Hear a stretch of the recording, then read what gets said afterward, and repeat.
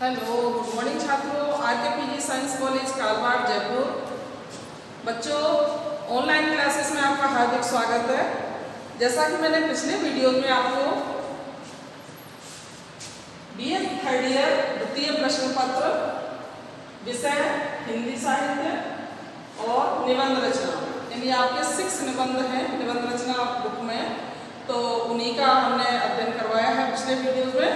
तो अभी हम आपको, जैसा कि हमने पिछले वीडियो में साहित्य पहला निबंध है साहित्य जन समूह के हृदय का विकास, इसके हमने साथियों 2 क्वेश्चन आपको कंप्लीट करवा दिए हैं जो पिछले वीडियो में आपको देखने को मिल जाएंगे। और अब हम चलते हैं तीसरे क्वेश्चन पे। तो तीसरा क्वेश्चन बच्चों क्या है, और इसके लेखक जो है बालकृष्ण भट्ट है। तो तीसरा क्वेश्चन आपको क्या पूछा जा रहा है, मोस्ट इम्पोर्टेंट है, आप देखेंगे आगे तीसरे क्वेश्चन में लेखक ने क्या पूछा है आपसे। प्रश्न नंबर 2।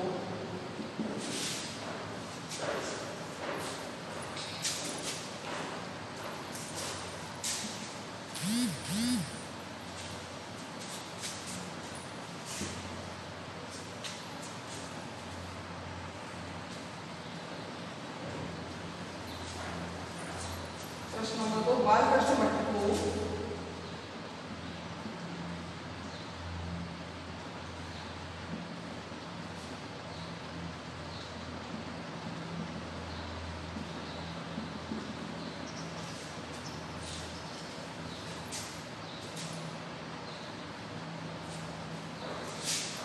हिंदी का कंटेंट कहना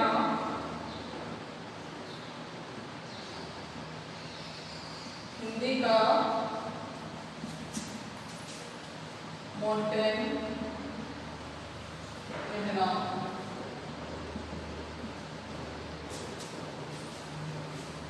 अधिक सार्थक है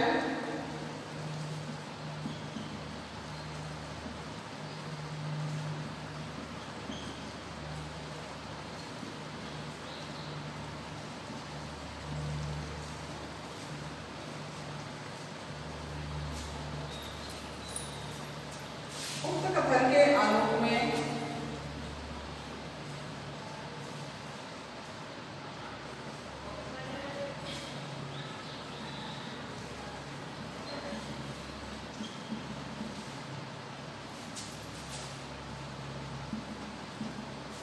कथन के आलोक में उनकी गद्य शैली की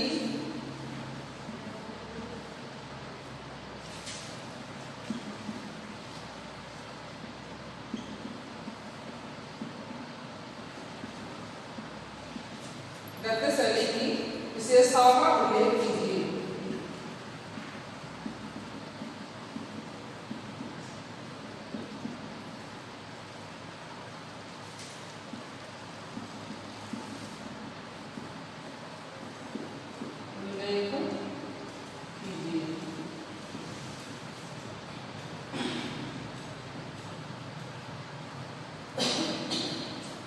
तो बच्चों, इसमें उनकी गद्य शैली की विशेषताएं पूछी हैं आपको, और बालकृष्ण भट्ट को हिंदी का मोटेम कहना किस प्रकार सार्थक है वो पूछा है आपको। तो आप इन दोनों चीजों पर ध्यान देंगे। आंसर में चलते हैं बच्चों। उत्तर नंबर 2,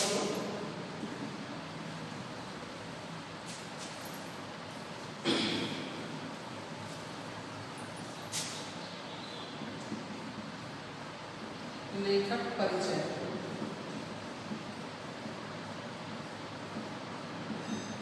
तो सबसे पहले साथियों आएगा हमारा लेखक परिचय, यानी लेखक के बारे में हमें जानकारी लेनी है, और उसके बाद में आएगा भट्ट जी की भाषा एवं शैली।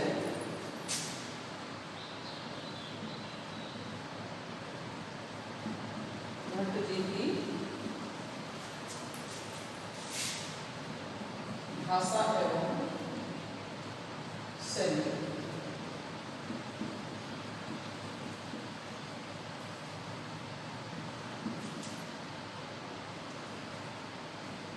ये आपका दूसरा पॉइंट है बच्चों।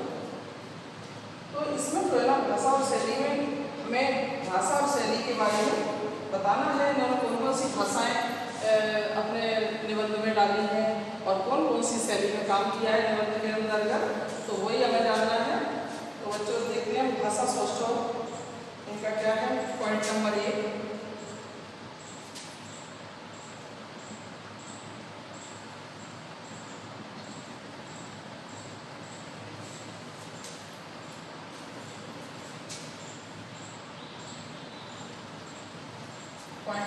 भाषा सौष्ठव और शैली विधान। पॉइंट नंबर 2, शैली विधान।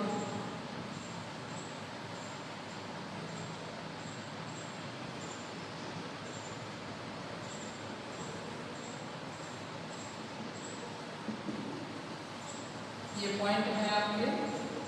तो हमें भाषा सौष्ठव पर बात करनी है और शैली विधान पर बात करनी है बच्चों। तो इनकी भाषा शैली जो है वो कौन कौन सी है देखेंगे आप। भाषा सौष्ठव में हिंदी, अंग्रेजी, संस्कृत, खड़ी बोली। हिंदी,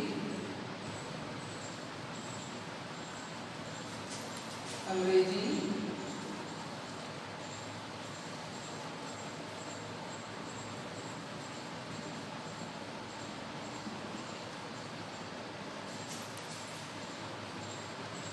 संस्कृत और खड़ी बोली।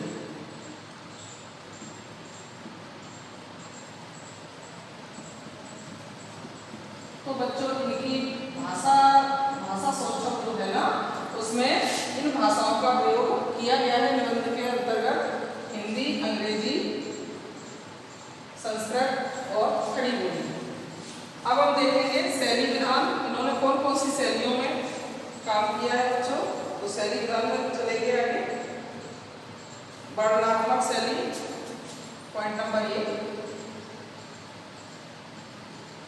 वर्णनात्मक शैली। पॉइंट नंबर 2, चित्रात्मक शैली।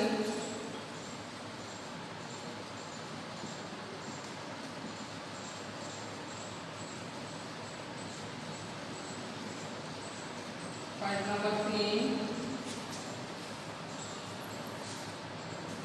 व्यंग्य प्रधान शैली।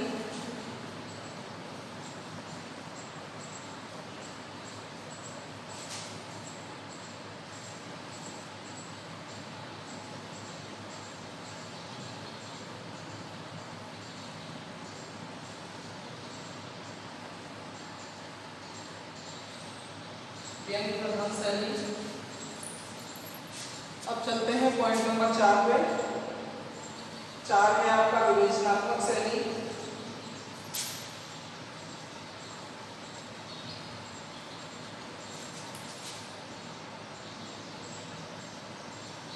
विवेचनात्मक शैली।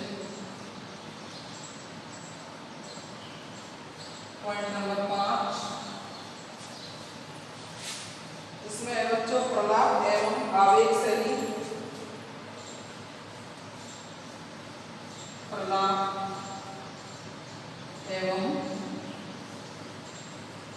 आवेग शैली।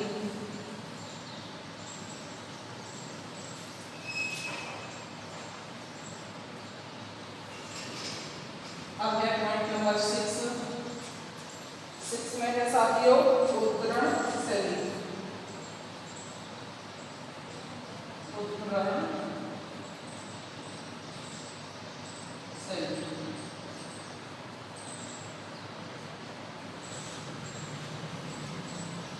उद्धरण शैली और बाद में है बच्चों आपका निष्कर्ष।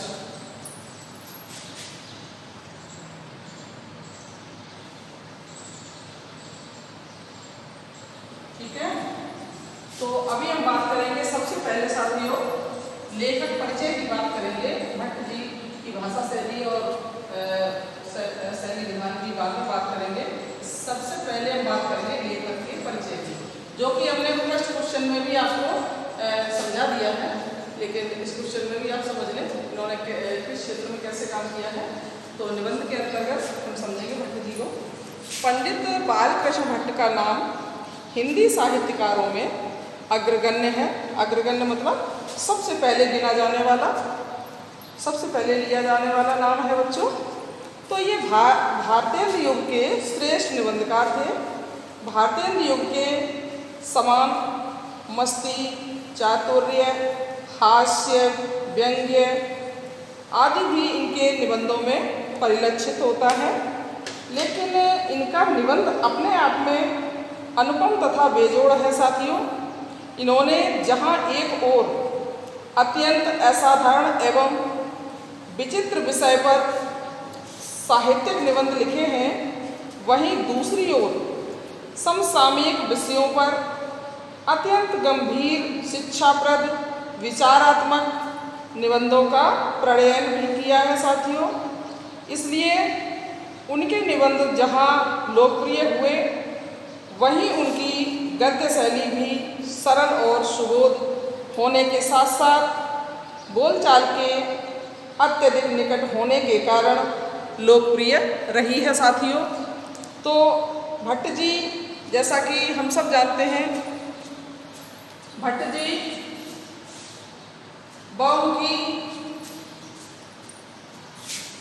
जो है ना बहुमुखी प्रतिभा के धनी रहे हैं। उन्होंने निबंधों के साथ साथ आलोचना, उपन्यास, कहानी, नाटक तथा कविताएं भी लिखी हैं साथियों।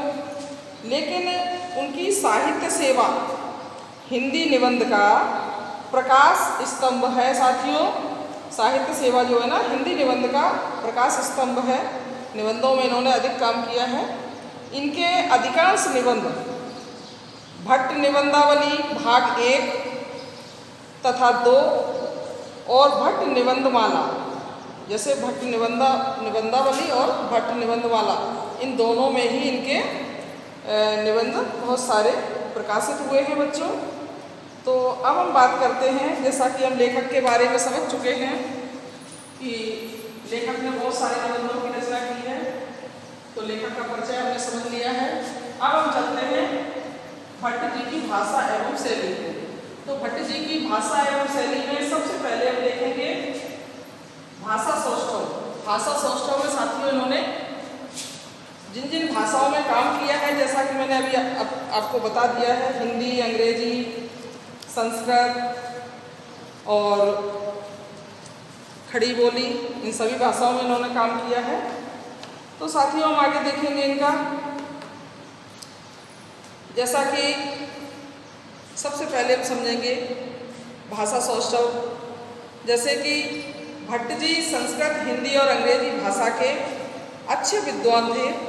उन्होंने हिंदी प्रदीप के माध्यम से हिंदी भाषा के उन्नयन का कार्य किया है साथियों। और इसलिए उन्होंने एक ओर तो खड़ी बोली हिंदी के गद्य को संस्कृत निष्ठ बनाने का प्रयास किया, तो दूसरी ओर उन्होंने हिंदी गद्य को समृद्ध एवं समुन्नत बनाने के लिए उसे अरबी, फारसी एवं अंग्रेजी के लोक प्रचलित शब्दों से भी सुसज्जित किया है साथियों। तो उनका भाषा पर असाधारण अधिकार था और वे विषयानुकूल भाषा का प्रयोग करते थे। विषय के अनुकूल जो भी विषय होता उसी के अकॉर्डिंग। तो भाषा के संबंध में उनका स्पष्ट मत था कि यह अवश्य है कि यवन संपर्क से बहुत से अरबी, फारसी के शब्द हमारी हिंदी के साथ ऐसे सम्मिलित हो गए हैं कि घरेलू बातचीत में भी उनका प्रयोग किया जाता है। साथ ही भट्ट जी ने अपनी भाषा को सुसज्जित करने के लिए साथियों मुहावरों का भी खुलकर प्रयोग किया है। मुहावरे भी जगह जगह इनकी भाषा में आए हुए हैं, तो हम देखेंगे आगे इनको।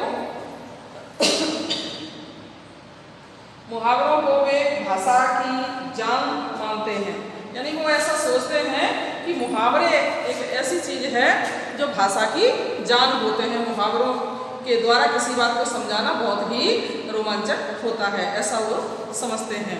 तो साथियों आगे हम देखेंगे भट्ट जी की भाषा में पूर्वीपन की स्पष्ट छाप दिखाई देती है। उन्होंने स्त्रीलिंग व पुल्लिंग शब्दों के भी मनमाने ढंग से प्रयोग किए हैं। तो भट्ट जी की भाषा में अवधी भाषा का पुट अधिक मिलता है साथियों।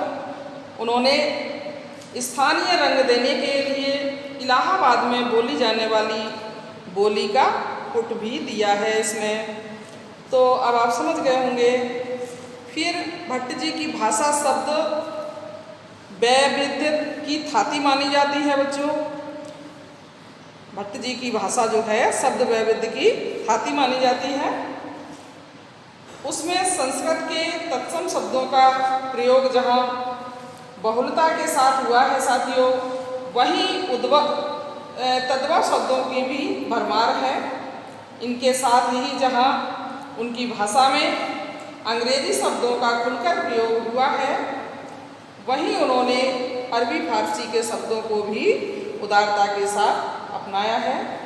भट्ट जी की भाषा का अध्ययन करने से यह स्पष्ट हो जाता है बच्चों कि उनमें विविधता, स्वाभाविकता और विषयानुकूलता है। इसके साथ ही उनकी भाषा स्वतंत्र चिंतन एवं स्वाधीन विचारों से परिपूर्ण है साथियों। तो ये हो गई हमारे भाषा सौष्ठव की बात। अब हम चलते हैं बच्चों, भाषा सौष्ठव की पूरी बात हो चुकी है, पूरा हमने अध्ययन कर लिया है। तो अब हम बात करेंगे शैली की।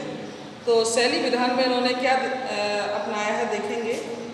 शैली विधान है इनका, जैसे कि भट्ट जी की शैली पर उनके व्यक्तित्व की छाप स्पष्ट दिखाई देती है बच्चों, क्योंकि शैली के अंतर्गत लेखक अपने निबंध को अधिकाधिक रोचक, आकर्षक, मनोरंजक, भावोत्पादक एवं भाव प्रेषणीय बनाया करता है।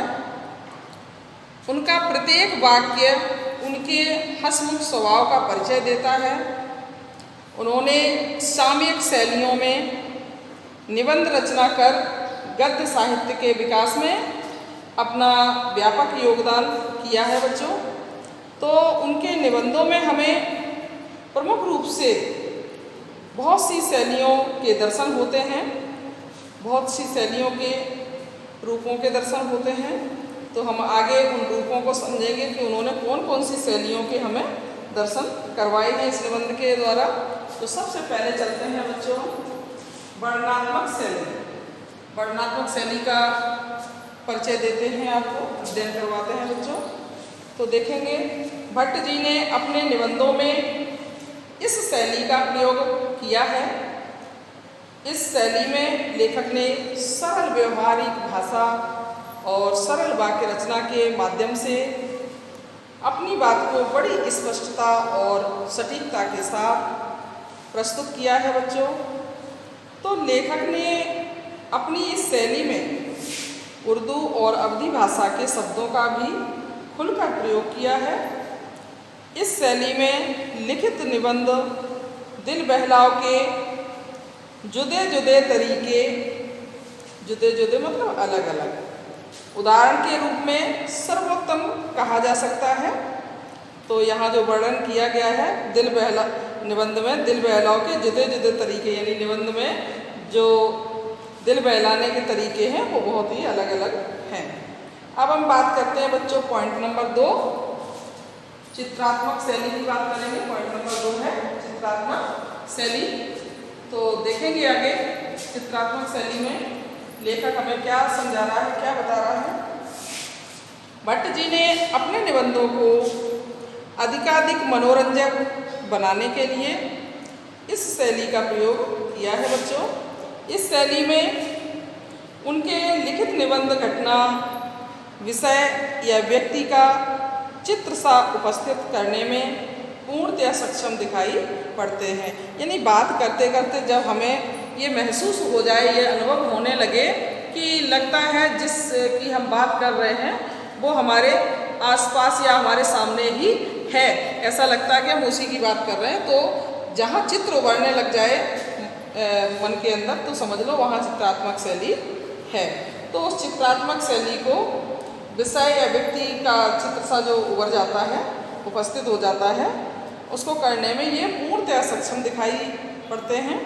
उदाहरण के लिए जैसे कि मुझे ऐसा मालूम हुआ था कि पृथ्वी से आकाश गोलक वे और छोर लंबी लाखों करोड़ों डंडों की एक सीढ़ी लगी हुई है, जिस पर से लाखों करोड़ों देवयोनि कोई श्याम वर्ण चतुर्भुज आकंठ लंबिनी वनमाला और पीतपट पहने किरीट मुकुट धरे कोई कर्पूर प्रोज्वल शरीर सर्वांग भस्मोदित धूलित और त्रिनेत्र अक्ष और स्फटिक की माला कंठ से पांव तक धारण किए, सिर पर जटा और भालपट्ट में चंद्रमा से सुशोभित था। देखा आपने। अब इस पूरे ही उदाहरण से हमें पता चलता है हमारे मन में जो चित्र एक उभरता है, चित्रात्मक शैली की बात हो रही है बच्चों, तो वो चित्र किसका उभरता है हम समझ सकते हैं किसकी बात हो रही है। यहाँ परमात्मा भोलेनाथ की बात हो रही है। तो भोलेनाथ का चित्र उन शब्दों से उभरकर हमारे मन में, हमारे दिमाग में आ गया है। तो जब हम किसी की बात करते करते जब हमारे मन में किसी का चित्र उन उदाहरणों से किसी का चित्र उभरकर सामने आ जाता है, उपस्थित हो जाता है, तो हमें समझ जाना चाहिए कि यहाँ पर चित्रात्मक शैली का प्रयोग किया गया है। आगे देखते हैं बच्चों, पॉइंट नंबर 3 की बात करते हैं। पॉइंट नंबर 3 है व्यंग्य प्रधान शैली। व्यंग्य का मतलब जानते ही होंगे, हंसी विनोद। तो व्यंग्य प्रधान हंसी मजाक का होता है। देखेंगे इसमें क्या बताया है लेखक ने। इस शैली में बच्चों भट्ट जी के व्यक्तित्व की छाप है। उन्होंने अपने हास्य व्यंग्य के द्वारा सामाजिक रूढ़ियों एवं विपरीत जड़ स्थितियों पर प्रहार किया है। साथियों, यह उनकी सबसे प्रिय शैली है। कौन सी शैली सबसे प्रिय है बच्चों? व्यंग्य प्रधान शैली। तो उन्होंने अपने विनोदी स्वभाव के कारण, विनोदी यानी हंसमुख स्वभाव को कहते हैं, विनोदी स्वभाव के कारण, जो मजाकिया स्वभाव होता है, हंसमुख स्वभाव होता है, तो बच्चों उसी को हम विनोदी स्वभाव कहते हैं, अपने सभी निबंधों में इस शैली का प्रयोग किया है। भट्ट जी ने व्यंग, अलंकारों, रस, ध्वनि एवं अलंकारों के द्वारा अपने निबंधों में चमत्कार की सृष्टि भी की है। साथियों, तो ये था आपका व्यंग्य प्रधान शैली, जिसमें जो उनको सबसे प्रिय है और उनके विनोदी स्वभाव के कारण ही ये व्यंग्य प्रधान शैली का प्रयोग अपने आप ही हो जाता है। साथियों, आगे हम बात करते हैं पॉइंट नंबर 4 विवेचनात्मक शैली की। तो पॉइंट नंबर 4 में शैली है विवेचनात्मक। देखेंगे भट्ट जी ने अपने विचारात्मक निबंधों में इस शैली का प्रयोग किया है। इसमें बुद्धि तत्व की प्रधानता एवं वाक्य रचना विशुद्ध होती है। इसी आधार पर उन्होंने गंभीर विषयों वाले निबंधों में इस शैली को अपनाया है। विवेचनात्मक शैली जो है ना बच्चों, ये उन्होंने गंभीर विषय वाले जो उनके निबंध थे उनमें ज़्यादा इनको इस शैली को अपनाया है। इस शैली में विषय के विश्लेषण की प्रवृत्ति अधिक दिखाई देती है, क्योंकि इसलिए आदि शब्दों द्वारा वे कार्यकरण संबंध प्रकट करते हैं। इसके साथ ही उन्होंने अपनी बात को स्पष्ट करने के लिए उदाहरण भी दिए हैं, मतलब उदाहरण भी दिए हैं। बातचीत तथा साहित्य जन समूह के हृदय का विकास है आदि निबंध इस शैली के श्रेष्ठ उदाहरण माने जाते हैं। अपने साहित्यिक निबंधों में यदि तर्कपूर्ण आलोचनात्मक शैली का प्रयोग करते हैं तो सरस निबंधों में कवित्वपूर्ण रसात्मक शैली का प्रयोग करते हैं। तो साथियों, अब आप समझ गए होंगे कि विवेचनात्मक शैली जो है ना, इसमें उन्होंने जो भी उनके ऐसे निबंध रहे हैं जो गंभीर विषयों पर लिखे गए हैं निबंध, उन निबंधों में बालकृष्ण भट्ट जी ने विवेचनात्मक शैली का प्रयोग अधिकतर किया है। तो आगे देखते हैं बच्चों, आगे बात करते हैं हम पॉइंट नंबर 5 की, प्रलाप एवं आवेग शैली। प्रलाप एवं आवेग शैली पॉइंट नंबर 5 है आपका। तो चलते हैं आगे पॉइंट नंबर 5 पे। पॉइंट नंबर 5 में हमें क्या बताया गया है, देखते हैं। भट्ट जी द्वारा बच्चों रचित भावात्मक निबंधों में प्रलाप एवं आवेग शैली के दर्शन होते हैं। भट्ट जी द्वारा रचित इस शैली के निबंधों में प्रलाप एवं आवेग शैली के दर्शन होते हैं बच्चों। भट्ट जी द्वारा रचित इस शैली के निबंधों में उनकी भावुकता सहज रूप से प्रस्फुटित हुई है, इसलिए इन निबंधों में काव्यात्मकता के दर्शन होते हैं। उनके द्वारा रचित आंसू, ये मैं उनकी रचना की बात कर रही हूँ, उनके द्वारा जो रचनाएं मैंने आपको पिछले फर्स्ट प्रश्न में समझा दी हैं सारी रचनाएं आपको, तो उसी की बात हो रही है यहाँ पे बच्चों। उनके द्वारा रचित आंसू, चंद्रोदय, पत्नी स्तव, हाकिम और उनकी हिकमत आदि निबंधों में इस शैली के दर्शन होते हैं। कौन सी शैली के? प्रलाप एवं आवेग शैली के। तो बच्चों अब हम बात करते हैं, ये हमारा 5वां पॉइंट कंप्लीट हो गया है। अब हम बात करेंगे पॉइंट नंबर 6, उद्धरण शैली। तो उद्धरण शैली में देखेंगे बच्चों, इस शैली में निबंधकार ने अपने निबंधों की रचना करके अपनी मनोवृत्ति का परिचय दिया है।